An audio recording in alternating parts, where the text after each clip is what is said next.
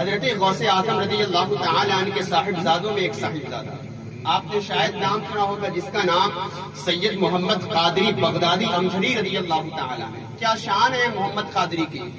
غوث پاک رضی اللہ تعالی عنہ کی اولادوں میں ہے۔ اگر آپ کبھی داؤد نگر گئے ہوں گے تو داؤد نگر سے متصل 20 کلومیٹر پر امجھر شریف ایک درگاہ ہے، اور اس درگاہ میں آرام فرمانے والے شخصیت اور اس کی ذات کوئی معمولی ذات نہیں، زمانہ اسے سید محمد قادری بغدادی امجھری رضی اللہ تعالی عنہ کے نام سے جانتی اور پہچانتی ہے۔ شان کیا ہے، یہ اللہ والے لوگوں کا مقام کیا ہے۔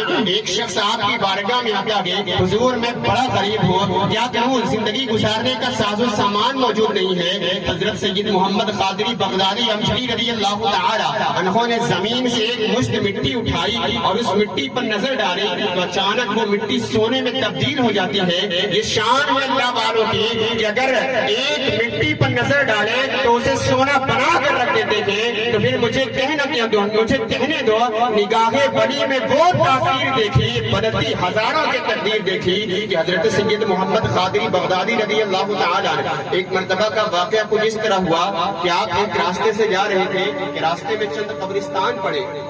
سید محمد قادری بغدادی امجھری رضی اللہ تعالی عنہ قبرستان پر نظر پڑی تو اچانک مسکرانے لگے قبر کو دیکھ کر۔ تھوڑی دیر کے بعد رونے لگے، زاروں قطار رونے لگے۔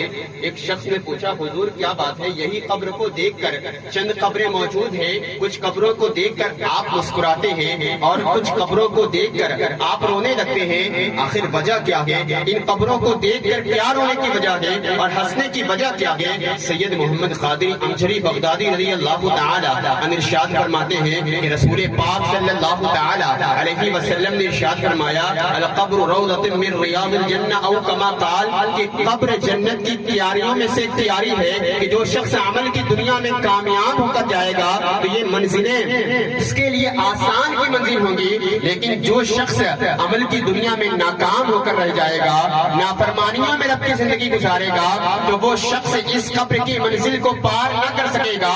سید محمد قادری بغدادی رضی اللہ تعالی عنہ ارشاد فرماتے ہیں کہ میں اس قبر کے اندر دیکھ رہا ہوں، جو شخص پرسکون اطمینان میں یہاں موجود ہے تو اس کو دیکھ کر میں مسکراتا ہوں اور رب کا شکر ادا کرتا ہوں کہ اچھی بات ہے کہ یہ عمل کی دنیا میں کامیاب ہو کر آیا ہے اور یہ آج قبر کے اندر چین و سکون کی زندگی گزار رہا ہے۔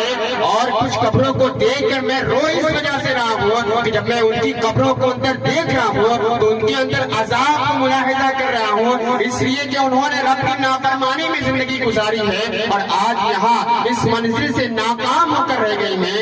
تو یہ اللہ والوں کی شان ہے کہ زمین کے اوپر رہ کر زمین کے اوپر دیکھتے ہیں، اور جب قبروں کی بات آتی ہے تو قبروں کے اندر بھی دیکھتے ہیں۔ کون یاد کرے گا ہمیں اس دور خود غرضی میں؟ حالات ایسے ہیں کہ لوگوں کو خدا یاد نہیں، اور ہم کون ہیں؟